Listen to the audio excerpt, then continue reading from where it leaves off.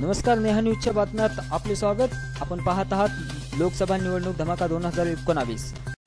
नमस्कार, नेहा न्यूजकडून मी शालिनी काळे। आज आपल्यासोबत नवभारत निर्माण पार्टीचे उमेदवार मोहसिन सर आपल्यासोबत आहेत। त्यांच्याशी आपण चर्चा करूया। नमस्कार मोहसिन सर। मोहसिन सर, आपण ह्या निवडणूक रणांगणामध्ये उतरलेले आहात, तर आपण काय करू शकतो? सर्वप्रथमच औरंगाबाद लोकसभेचे जेव्हा निवडणूक आले त्या टायमाला आमचे मराठवाडा ऑटो रिक्षा युनियनचे जितके सभासद आणि शाखा प्रमुख आणि जे कार्यकर्ते होते, आम्ही त्यांची मीटिंग घेऊन त्या मीटिंगमध्ये आम्ही काय केलं की आज आपल्या औरंगाबाद शहरामध्ये किती ताकद आहे आणि आपण कोणत्या पद्धतीने औरंगाबाद शहरामध्ये काम करावं।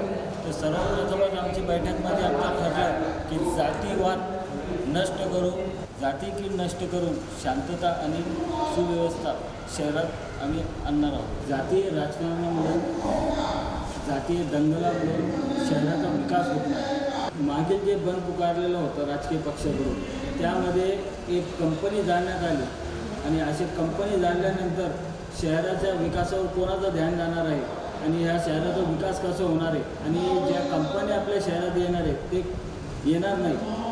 अशी घटना औरंगाबादमध्ये पहिले कधीच घडलेली नाही।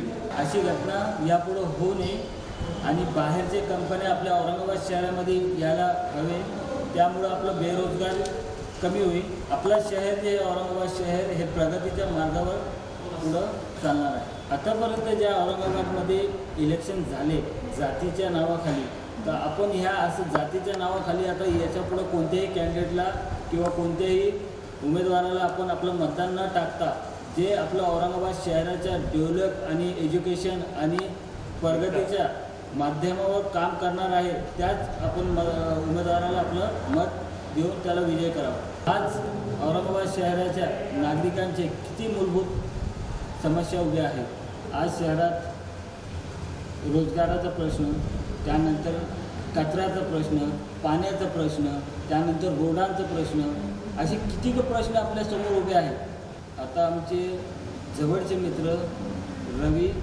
हे तुम्हाला थोडंसं यावं तुमचं काय म्हणणं आहे?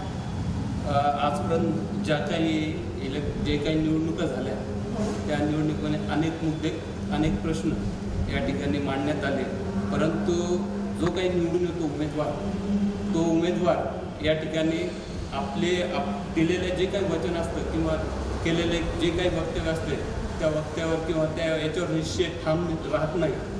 अशा उमेदवाराला दुसऱ्या वेळेस किंवा अनेक वेळेस निवडून देतात तुम्ही, परंतु जो सच्चा उमेदवार आहे, जो सच्चा कार्यकर्ता किंवा जो चांगल्या प्रकारे काम करतो, अशाच व्यक्तीला समाजाने किंवा शहराने त्याला निवडून द्यायला पाहिजे की ज्याच्या माध्यमातून शहराचा विकास होईल, शेतकऱ्यांचे प्रश्न सुटतील, गरिबांचे, मजुरांचे जे हाल होतात ते होणार नाही।